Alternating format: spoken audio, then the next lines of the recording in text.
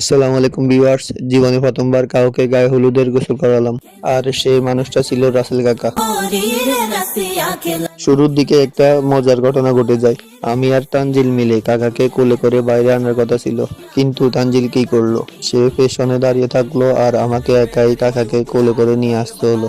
সবাই মিলে হেসে গড়াগড়ি খেয়ে গেলাম তখন। এরপর গোসল করা শেষে কাকাকে সুন্দর করে রেডি করে নিলাম। আমাদের মাঝে সবার বড় রিয়াদ ভাই, তাই আমরা রিয়াদ ভাইকে বললাম, রাসেল কাকার গলায় আপনি মালা পরিয়ে দেন। কাকার গলায় মালা পরানোর পর রিয়াদ ভাই রাসেল কাকার হাতে বিয়ের ব্রেসলেটটা পরিয়ে দিল।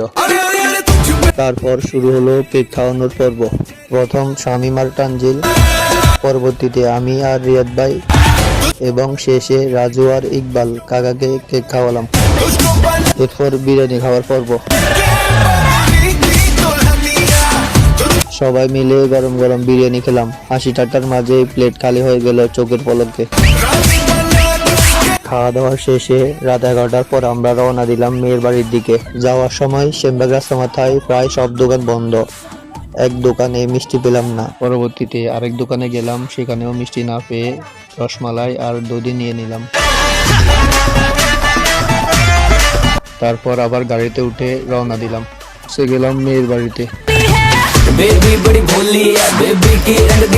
আমরা কিছুক্ষণ গল্প করার পর আমাদের জন্য নাস্তা নিয়ে আসা হলো। সবাই মিলে নাস্তা খাচ্ছিলাম। অনুষ্ঠানটা হয়তো ছিল সাদামাটা, কিন্তু মুহূর্তগুলো ছিল একদম হৃদয় ছুঁয়ে যাওয়ার মতো।